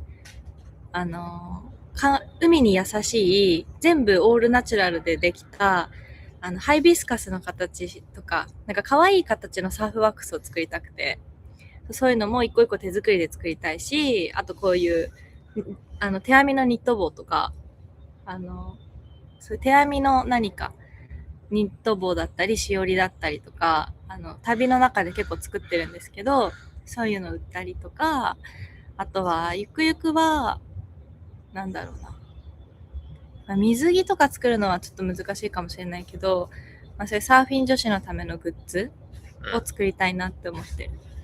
なんか可愛いさ、ワックスとかってさ、あんまないじゃん。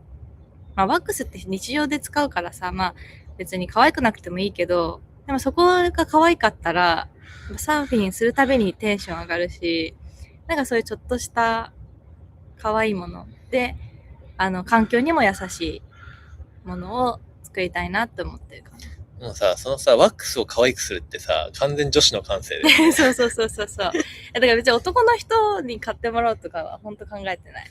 うん。ターゲットはサーフィン女子っていう、めっちゃニッチだけど、うん。でも全然いいんだよね。うん小規模ビジネスで。うん。ビジネスっていうかもう本当趣味みたいな感じ。うん。そう、もう、フォロワーさんが買ってくれるぐらいで、買ってくれたら、ぐらいでいいかなっていう。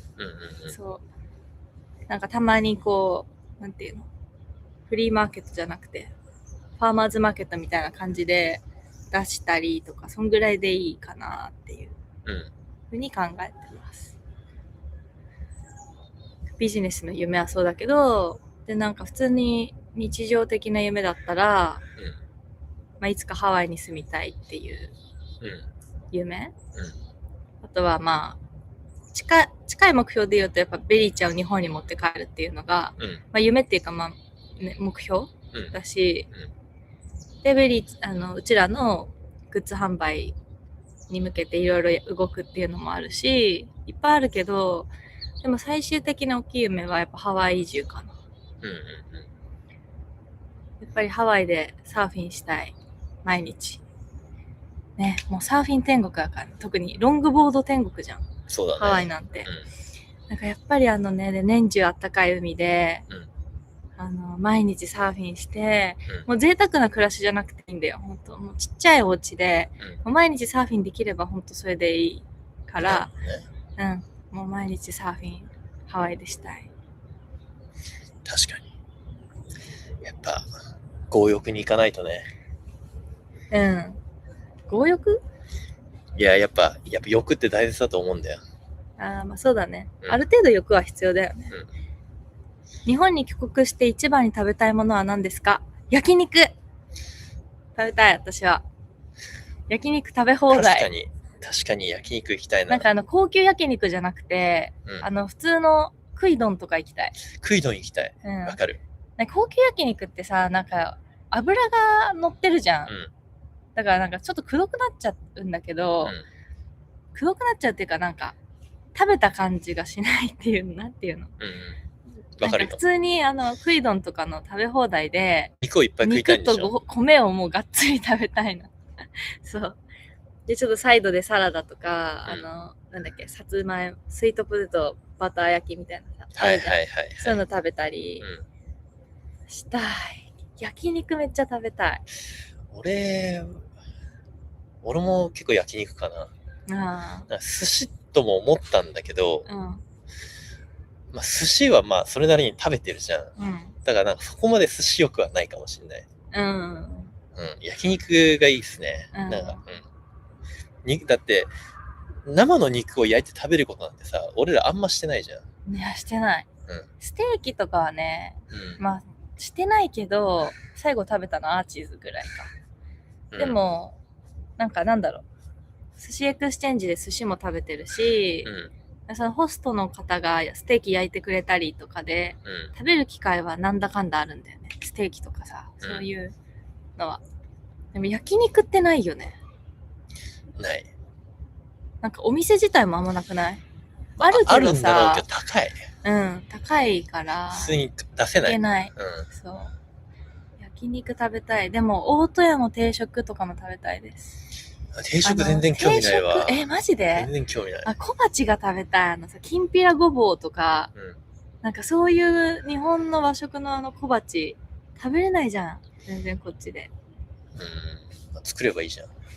で、作んないじゃん。小鉢。だってそれがメインになるじゃん。でこの小鉢を作るためにさ、じゃね、そんなに食材を買ってるお金もないし。こっちはでしょ。こっちは。俺、大戸屋ってさ、全然俺さ、なんか、行ったことないレベルでそそられないんだよね。そうなんだ。大戸屋大好きなんだけどな。まあでも焼肉は絶対行きたいね。焼肉行きたい。ホルモン焼きとかも行きたい。いいね、行きたい。行きたい。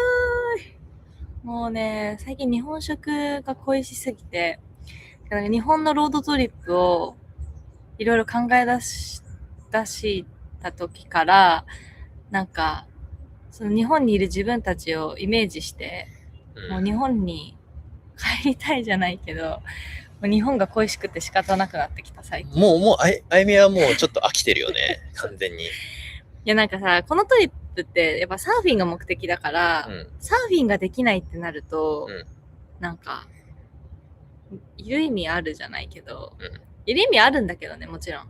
でもさ、もうカナダ、もう最初に4ヶ月ぐらい見たんで、もう見尽くしちゃったからさ、で、サーフィンもできないでしょ。ってなると、もう見たいとこないじゃん。ずーっとここら辺にいるし、うちら。今も。じゃあさ、でバンクーバーアイランド渡ったらさ、ソンブリオに拠点する？いいよ、全然。したらだってさ、無料キャンプもあるしさ、近くに。で、サーフィン毎日できんじゃね？そうだね。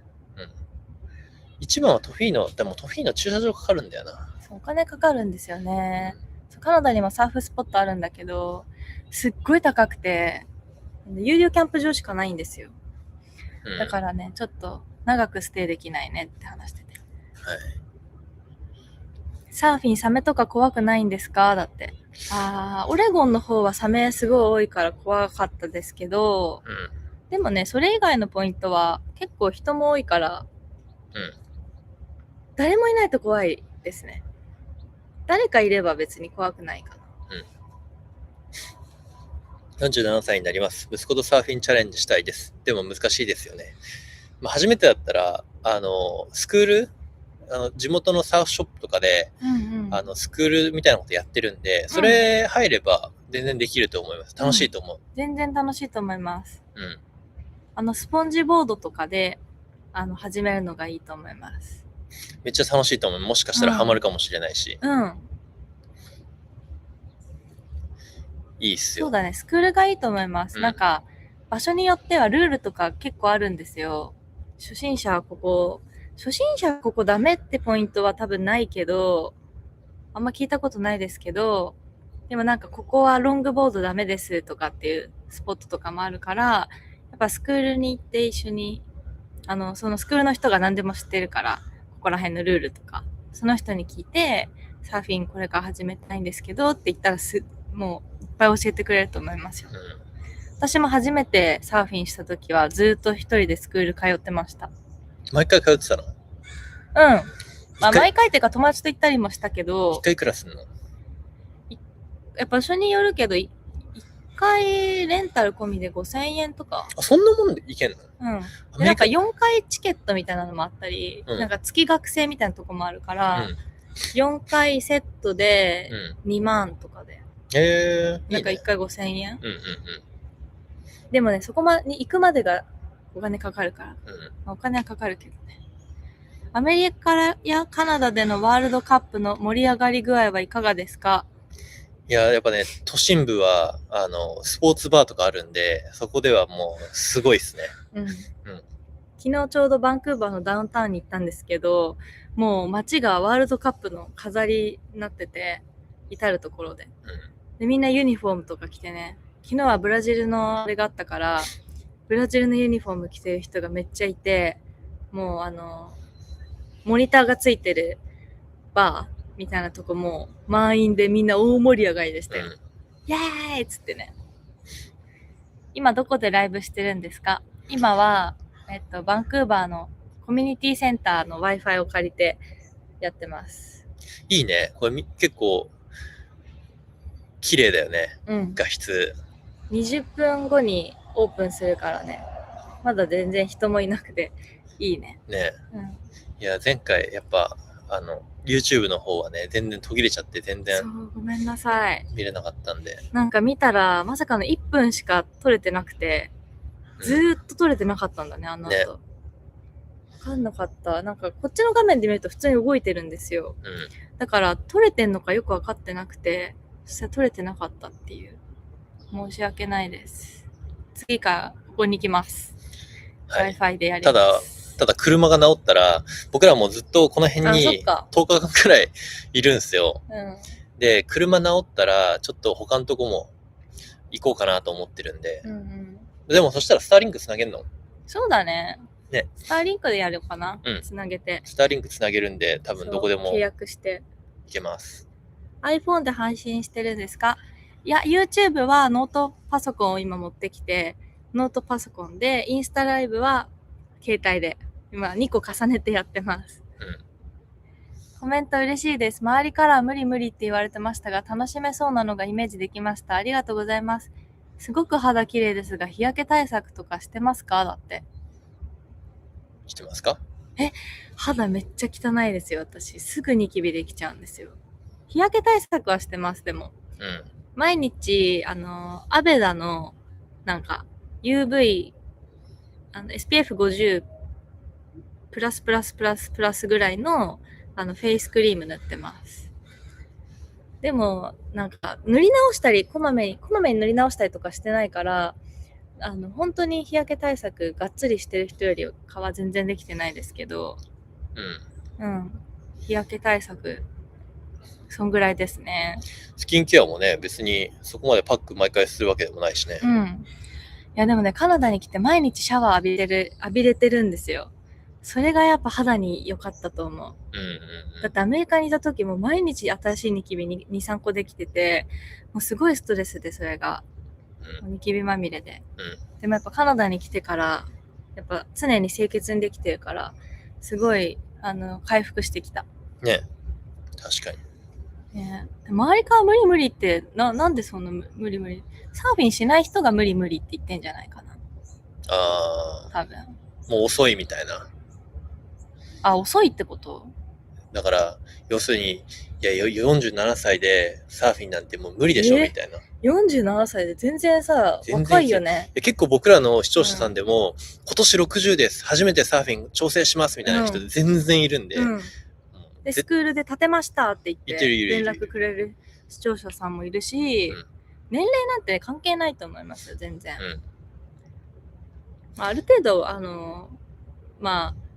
疲れやすかったりとか、体痛めちゃったりとかするかもしれないけど、ちゃんとストレッチして、スクールに行けば、みんなね、プロの人が教えてくれるから、全然楽しめると思います。しかもサーフィンのいいところは、こけても、水なんで、そこまで痛くない。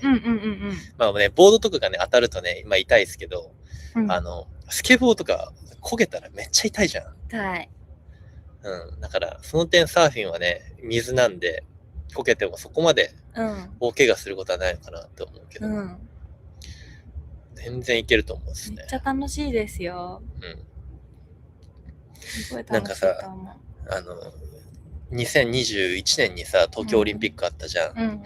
それでさ、またさ、こう、日本第2次サーフィンブーム来るのかなと思いきやさ、そうだね、全く来ないのな。ねえ、何なんだろうね。ね、なんか、1980年代だっけ、第一次サーフィンブーム来てさ、丘サーファーとかいたわけじゃん。第2次来てほしいよね。来てほしい。ね。なんかやっぱ、初心者に対してなんかルールにうるさい人が多すぎて、それでなんか初心者が手を出しづらくなってるイメージない？ある。なんかアメリカにいると、もうほんとルールなんてないんですよ、本当に。ルールなんてないっていうか、あるけど、なんだろうな、別になんか、みんなうるさくないじゃん。初心者もさ、普通にさ、なんていうの、もう前乗りとかしても別にみんな、しょうがないよね、みたいな感じ。まあ前乗りは危ないからしない方がいいんだけど、でもまあ初心者だったらまあしょうがないかっていう感じで、ね、そんなになんか日本ほどうるさくない。ノーリーシュもめっちゃいるし、なんかノーリーシュで板流してるとかも、余裕、なんか普通で、みんななんか板、早いみたいな感じで、むしろ届けてあげるぐらい。だから、なんか本当日本人のそのルールの厳しさがすごい。ねえ、なんか、まあわかるよ。確かに危ないから、わかるんだけど、でもなんかそこまで言わなくてよくないみたいなさ。なんか言い方だと思うんだよね、別に。そんな強く怒んなくてもいいのに、なんかすごい感情的に怒ったり注意する人がいるから、怖くなってやめちゃうみたいな人も多いと思うし、SNS でこうなんかいろいろ拡散されすぎて、そう、なんか手出しづらいみたいなさ。日本の SNS はさ、そのさ、ノーリーシュ界隈にめっちゃうるさいよね。うるさいね。なんなの？自分いつ怪我されたんみたいな。鴨川でも茅ヶ崎でもどちらでもですか？人種が違うのかなとか、縄張りとか。縄張りはね、日本はやっぱ縄張り意識強いですね。やっぱローカルの人もそうだし、他県からそのポイントに入りに来る人も、なんだかんだその縄張りが、嫌になって同じところにずっと入り続けるみたいな場合が多いんで、だから僕、鴨川なんですけど、やっぱ毎回入ってる人大体やっぱ似てくるし、なんだろうな、やっぱこう村意識じゃないけどさ、こうやっぱ一人でこうポツンって入るより、こうね、顔見知りの人とかそういう人と入った方がこう気が大きくなるじゃないけど、やっぱそういうのはやっぱ多い気がしますね。本当に意味わかんない。そう。私初心者の時そのシステムが嫌すぎて、もうめちゃくちゃイライラしてた。めちゃくちゃイライラしてたっていうか、まあ表に出してないけど、なんていうの、なんでそんな、なんか海なんだからさ、みんなの海じゃんっていう。まあでもね、ある程度時間経ってくると、わかるんだよ、気持ちも。確かにさ、そういう地元の人がビーチを整えたりとかさ、まあ治安を守ってきたってところもあるから、なんかでも、なんか偉そうにすんのは違くない？ね。鴨川どうなの？初心者の人。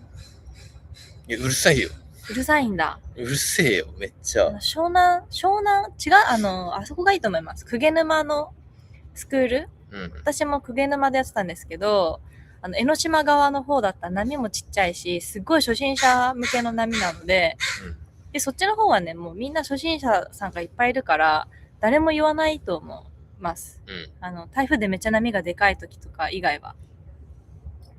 だから、鵠沼だったら、もう全然初心者もウェルカムだし、左側の方なら、はい、全然大丈夫だと思います。しかもね、スクールだったらどこ行っても多分大丈夫じゃない？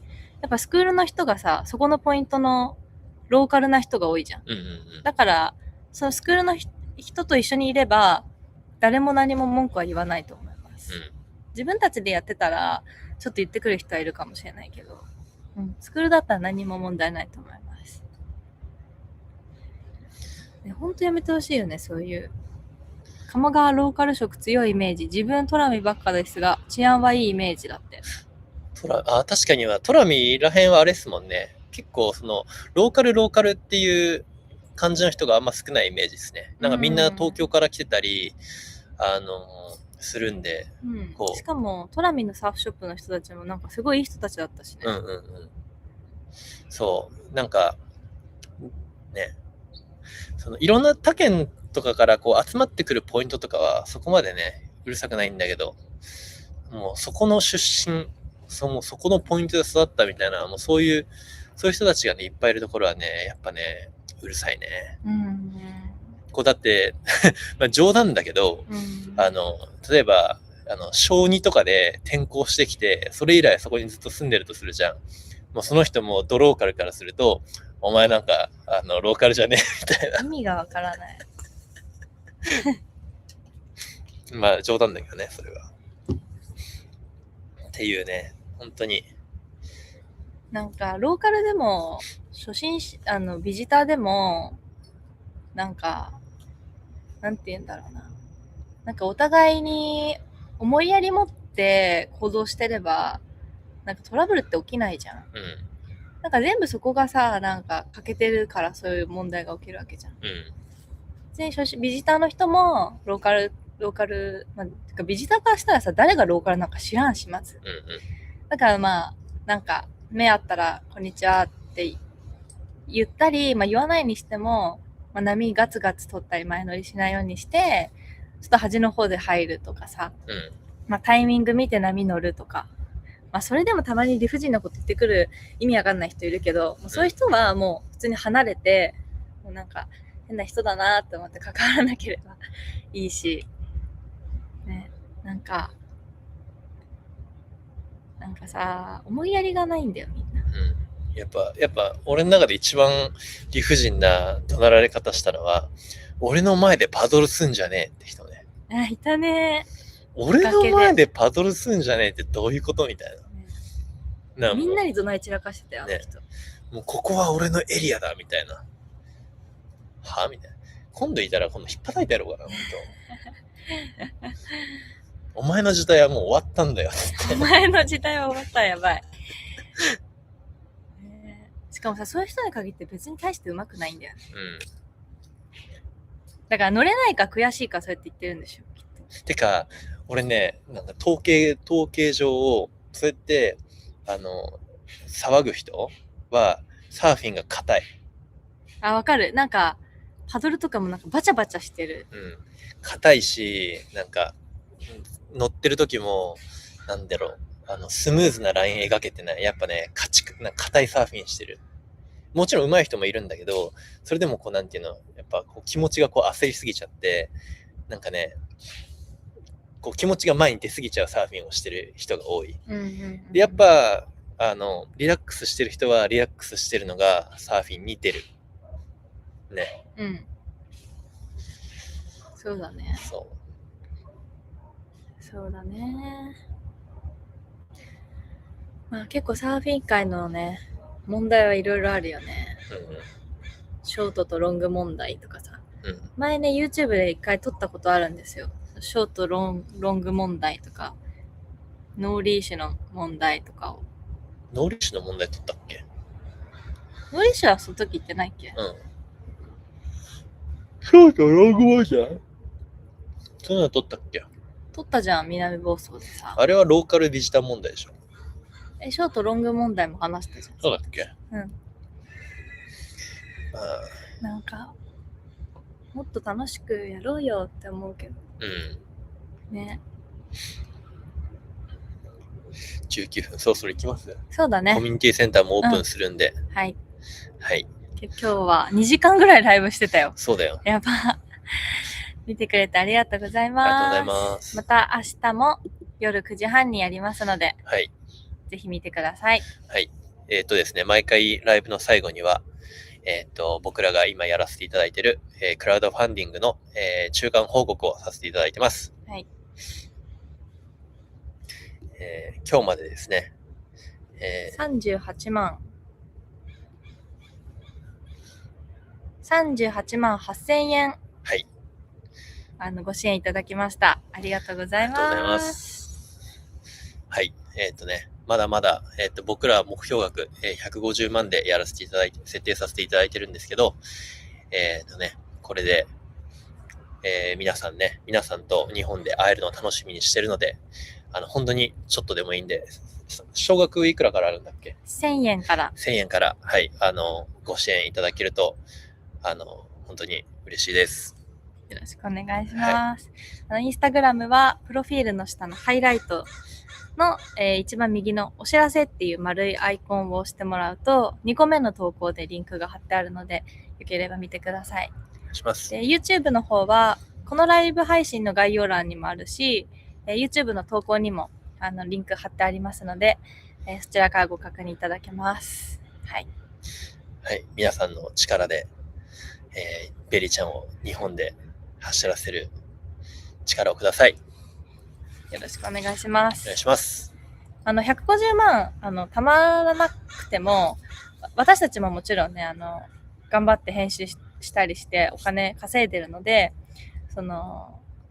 足しになるだけでもすごい助かるんだよね。そう。だから、よろしくお願いいたします。お願いします。はい。ということで、今日も2時間ぐらい、お付き合いいただきありがとうございました。ありがとうございます。明日も、9時半から、ライブする予定というか、ライブしますんで、ぜひね、お時間ある方はまた、明日も、待ってます。待ってます。はい。ではでは、皆さんおやすみなさい。おやすみなさい。また明日会いましょう。